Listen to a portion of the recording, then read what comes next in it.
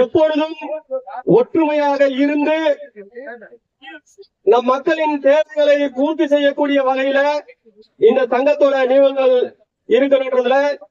இருக்கணும். அதற்காக மீண்டும் நெய்தல் மக்கள் கட்சியின் சார்பாக வாழ்த்துக்களை தெரிவிச்சுக்கிறோம். ஒரே ஒரு சில விஷயங்கள் தான். இந்த சங்கம் ஆரம்பிச்சதுக்கு காரணம் நம்ம முள்ளிக்குப்பத்துக்கு சொந்தமான அந்த நிலத்தை காப்பதற்காக, மீட்டெடுப்பதற்காக இந்த சங்கம் ஆரம்பிக்கப்பட்டதா நம்முடைய தோழர்கள் சொன்னாங்க. உண்மையிலேயே நம்ம மீனவர்கள் நிலம் எல்லா இடத்துலயுமே இருக்கு.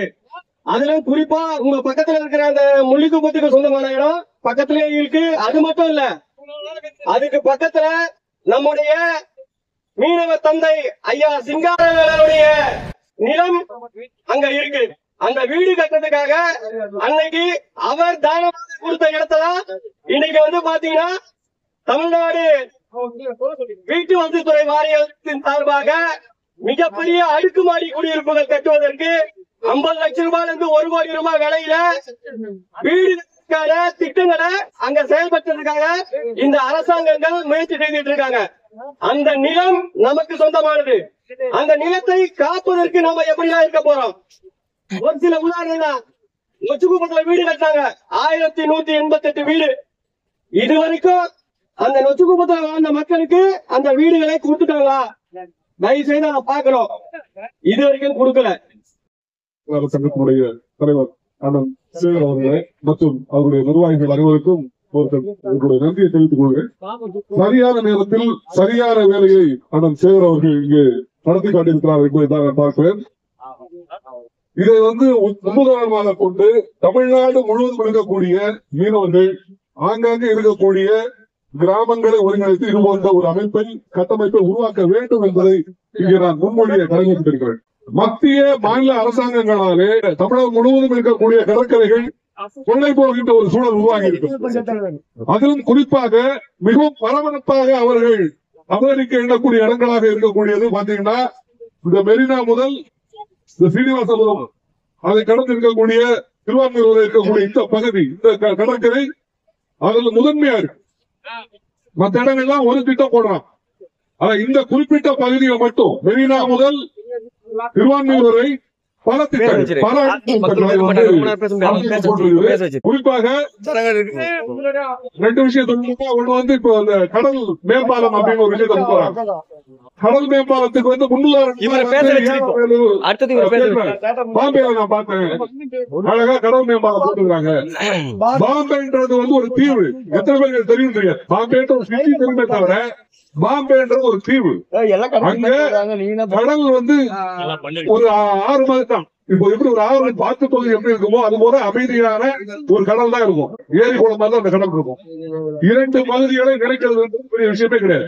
அந்த மாதிரியான இடங்கள்ல பாலங்கள் போட்டு இணைப்பதுன்றது ஒரு பெரிய விஷயம் கிடையாது. ஆனா அறிவு இருக்கக்கூடிய இங்க இருக்கக்கூடிய அத்தனை மீனவர்கள் இருக்கிறோம். நமக்கு தெரியும் இந்த இடத்துல பாலம் போட்டா என்ன ஆகும். இந்த இடத்துல இப்போ மெரினால ஆரம்பிச்சு திருவான்மையூர்ல முடிக்கிறான் ஒரு பாலம், இந்த கடல் மேம்பாலம் போட்டா என்ன ஆகும்? இங்க இருந்து போக முடியுமா, வர முடியுமா? இந்த அலையில அந்த படகுகள் போதுமா இல்லையா? படகு நீங்க இதுல மோதாம கொண்டு வர முடியுமா? அமைதியான ஒரு இடத்துல வரும் படகு வரும், ஏரியில வரும், அல்லது குளத்துல வரும். இங்க எப்படி வரும்? கண்டிப்பாக மாதத்துக்கு 10 பேர் சாவான். நான் குறைந்தபட்சம் சொல்றேன். குறைந்தபட்சம் மாதத்துக்கு 10 பேர் பணி கொடுக்கிறதுக்கு அரசாங்கம் திட்டம் போடுதா? கன்னியாகுமரி மாவட்டம் தேங்காய்பேட்டை ஒரு ஹார்பர் கொண்டாங்க. அந்த ஹார்பர் போடும் போது என்னுடைய நண்பன் இந்த ஹார்பர் ஃபெயிலியர் ஆகும். உதாரணமா கேரளாவில் இருக்கக்கூடிய கொல்லம் ஹார்பர் எனக்கு உதாரணமா காட்டாங்க. ஏன்னா கொல்லம் ஹார்பர்ல எங்க போட்டு தொழில் பண்ணிருந்தோம். இதுக்கு முன்னாடி நான் சின்ன வயசு நான் பார்த்துருக்கேன். கடல் துப்பாக்கியுடைய காலகட்டங்களில் எந்த மாதிரி கடல் வரும், எங்க போட்டு கடல் போயிட்டு வரும்போது என்ன மாதிரியான சூழல் வரும், ஏன்னா ஆற்று முகத்தோரங்கள்ல ஹார்பர் போட்டா அங்க கடல் ஆபத்து உருவாகும்.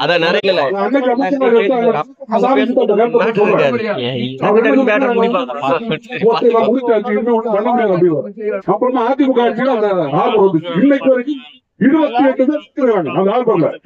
ஒரு ஹார்பர் போக்குவரத்திலேயே விபத்துகளை தடுக்க முடியவில்லை என்றால் இவ்வளவு பெரிய பாலம் இத்தனை கிராமங்களுக்கு இத்தனை கிலோமீட்டர் போட்டா இது கிட்டத்தட்ட ஒரு 100 ஹார்பருக்கு சமம். அந்த தேங்காய்பட்டணம் ஹார்பர் ஒரு ஹார்பருக்கு இந்த மேம்பாலம் 100 ஹார்பருக்கு சமமா இருக்கு. அப்படின்னா அங்க 28 பேர் சேர்த்தாங்கன்னா இங்க எத்தனை பேர் சாவாங்க? 2500 பேர் சாவாங்க. நான் ஒரு உதாரணம் சொல்றேன். இவ்வளவு காலகட்டத்தில் 28 அதே காலகட்டத்துல இங்க 2500 பேர் சாவாங்க. இந்த அறிவு இல்லாம போடுறது தப்பா இருக்கு. நான் இன்னைக்கு தமிழக முதல்வரையோ துணை முதல்வரையோ வந்து மீனவர்களுக்காரவங்களா பாக்குறேன். டாக்டர் கலைஞர் அவர்கள் இங்க 1985 துப்பாக்கி சூடு நடக்கும் பொழுது அதுக்கு முன்னதாக மீனவர்களுடைய பறவைகளையும் நம்முடைய வாழ்வாதாரத்தையும் தூக்குவதற்காக அன்றைக்கு ஆட்சியில் இருந்த எம்ஜிஆர் ஆட்சி காலத்துல ஒரு முயற்சி எடுக்கும் பொழுது அன்னைக்கு நமக்கு துணையாக இருந்தவர் டாக்டர் கலைஞர் அவர்கள். அன்னைக்கு இங்க எம்ஜிஆர் இருந்த டிஆர் பால் மூலமாக ஒரு குழு அமைத்து நமக்கு உறுதுணையாக இருந்தார். இது மீனவர்களுக்கான இடம். இது பூர்வீகம் யாரு? 2000 வருஷத்துக்கு முன்னாடி இங்க மீனவ மட்டும்தான் வாழ்ந்தாங்க, எவருமே கிடையாது. மீது இருக்கக்கூடிய அத்தனை பேருமே இங்க வந்து சேர்ந்தவங்க தான். அப்ப இது இடம் வந்து நம்முடைய பூர்வீக இடம்ன்றது வந்து யாரும் மறக்க மாட்டாங்க, மறக்கிறது இல்ல. அதான் உண்மை, இதான் வரலாறு.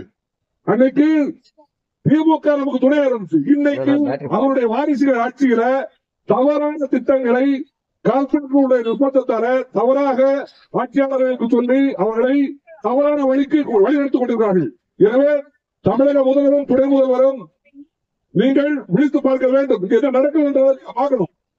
உங்களை தப்பா கைட் பண்றாங்க, மீனவர்களுடைய நலனுக்கு எதிராக கைட் பண்ணிட்டு இருக்காங்க. நீங்க வந்து விழித்துக் கொள்ளவில்லை என்றால் தமிழகம் முழுவதும் இருக்கக்கூடிய மீனவர்கள் ஒன்றாக திரண்டு உங்களுக்கு எதிராக போவார்கள் என்பதை கவனித்துக் கொள்ள வேண்டும். கடந்த தேர்தலில் வந்து திமுக காரணமாக வேலை செஞ்சிருக்கிறோம். அதுக்கு முந்தைய தேர்தலில் திமுக காரணமாக வேலை செஞ்சிருக்கிறோம்.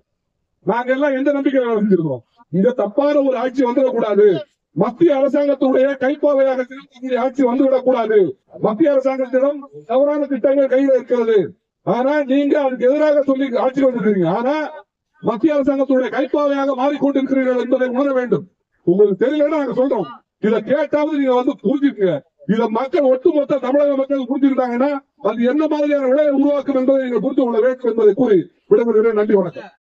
2003 ஒட்டுமொத்த மீனவர் கிராமத்தையும் கொண்டு வந்து ஒரே இடமா இருக்கக்கூடிய இந்த முள்ளிக்குப்பத்தை வந்து கொண்டு வந்து போடணும். மீதி எல்லா கிராமத்தையும் காலி பண்ணிட்டு பல்வேறு நாடுகளோட நட்சத்திர ஓட்டல்களையும் பல நாட்டு தூதரகங்களை வந்து கொண்டு வரணும் என்னும் போது முதல் 2002 முதல் கூட்டத்தை நடத்த அனுமதி கொடுத்த ஊர் நம்ம முள்ளிக்குப்பன்றதை இதை வந்து வரலாற்றை வந்து நம்ம மறக்க கூடாது.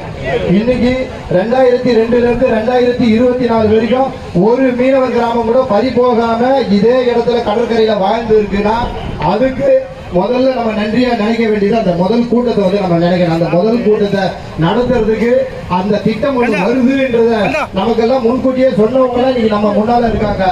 யாரையுமே நம்ம வரலாறுல வந்து மறக்க கூடாது. நிறைய பேர் இதுக்காக பாடுபட்டு ஒவ்வொரு வாரமும் வெள்ளிக்கிழமை ஒரு மீனவர் கிராமத்திலையும் கூட்டத்தை நடத்தி ஒவ்வொரு கிராமத்தில இருந்த இன்னைக்கு அந்த மாதிரியான போராட்டங்களுக்கு முன்ன நின்று போராடின நிறைய நம்மளோட முன்னோடிகள் எல்லாம் நம்ம இழந்துட்டோம் காலத்துல. ஆனா யாரையும் அந்த போராட்டம் முடிஞ்ச உடனே நம்ம அவங்க மறந்துடுவோம். அப்புறம் அடுத்து வரவங்களை பத்தி நம்ம கவலைப்பட போறது இல்லை. இப்படிதான் நம்ம வாழ்ந்து இருக்கோம்.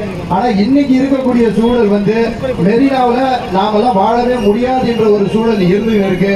எப்ப பாரு நொச்சிக்குப்பம் மட்டுமே அங்க சாலை வருதா நொச்சிக்குப்பத்துல போராட்டம், மார்க்கெட்டா நொச்சிக்குப்பம் போராட்டம், குடியிருப்பா நொச்சிக்குப்பம் போராட்டம்.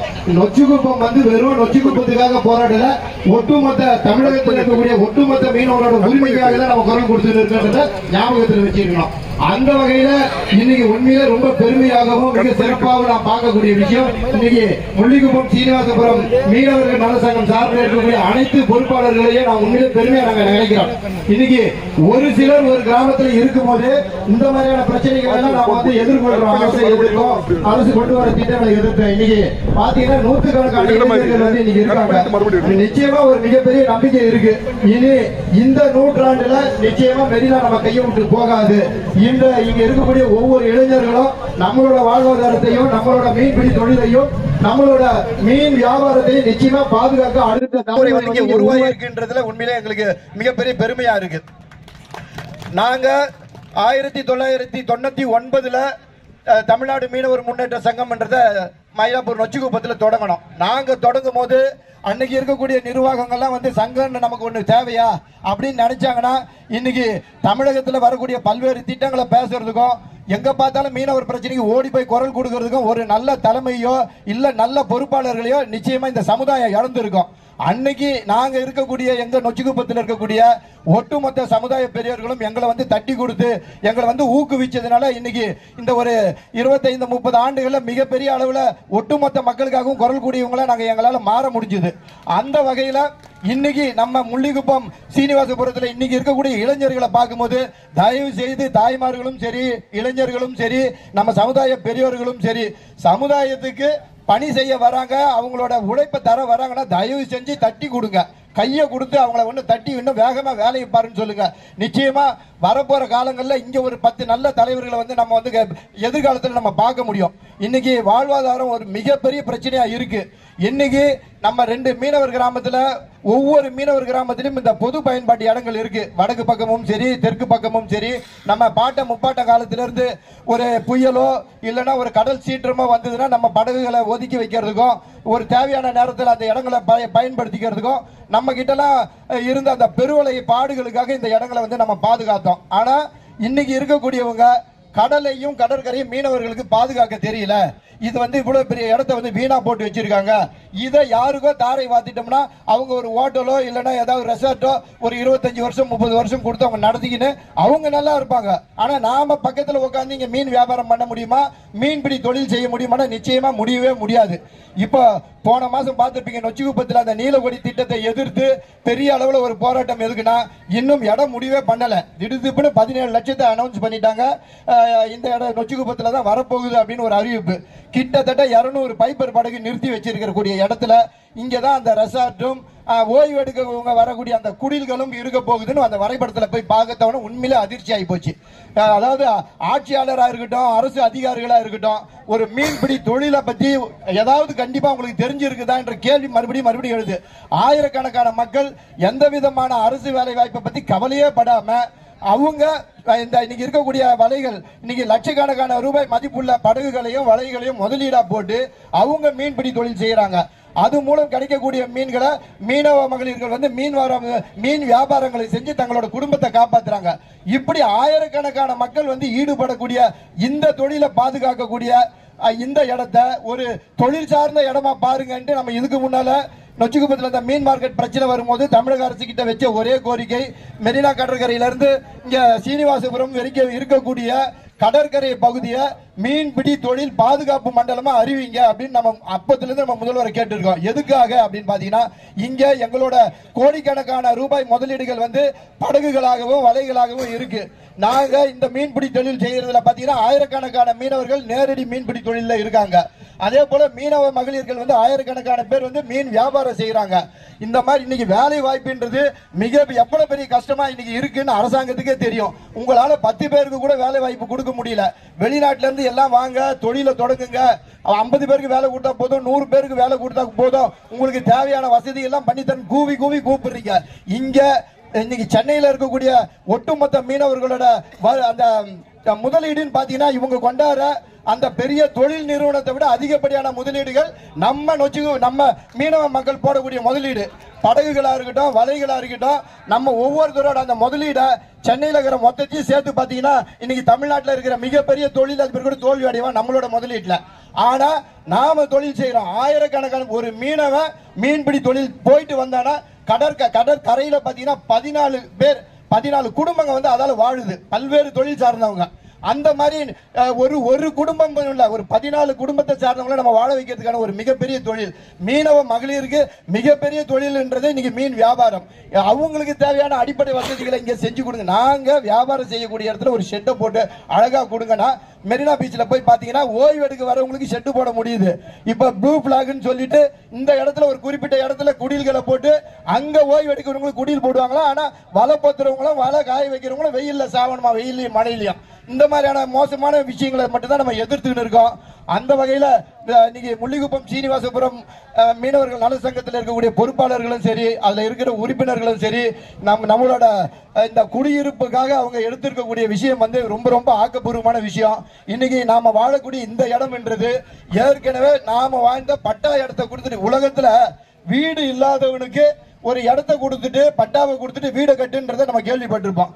பட்டாவில் இருக்கிறவனை வந்து பட்டாவை பிடிங்கி போட்டு பட்டா இல்லாத ஒரு இடத்துல வந்து குடியேற்றிட்டு அந்த பட்டாவை அரசாங்கம் எடுத்து கையில் வச்சுக்கிறது எந்த நாட்டிலேயே நம்ம கேள்விப்பட்டிருப்போம். நம்ம முன்னோர்கள் ஏதோ நம்ம சமுதாயத்தை சார்ந்தவங்க நல்லா இருக்கணும்னு ஏதோ ஒரு தலைவர் சொன்னாருன்ட்டு காமராஜர் காலத்திலையும் சரி, எம்ஜிஆர் காலத்திலையும் சரி, ஜெயலலிதா காலத்திலையும் சரி, நாம வாழ்ந்த இடங்கள் எல்லாம் அதாவது பல ஹெக்டேர் இடம் இதெல்லாம் நம்ம இருக்கு. நம்ம ஆர்டிஐல 2006 நம்ம எடுத்து வச்சிருக்கோம். நொச்சிக்குப்பத்துல இருந்து ஒவ்வொரு மீனவர் கிராமமும் எவ்வளவு இடத்த வந்து குடிசை மாற்று வாரி எடுத்து இருக்குன்னு. நமக்கு ஏதாவது இழப்பீடு ஏதாவது கொடுத்தாங்கன்னு பார்த்தா ஒண்ணுமே கிடையாது. இலவசமா எடுத்து வைக்கணும். நீங்க எங்களுக்கு இந்த இடத்துல வீடு கட்டி கொடுத்துருக்கீங்க. நாங்க வாழ்ற வரைக்கும் அந்த இடம் வந்து பட்டா இடமா இல்ல. இப்ப முள்ளிக்குப்பத்தை விட்டுருக்க, முள்ளிக்குப்பம் வந்து அது பட்டா இடம்.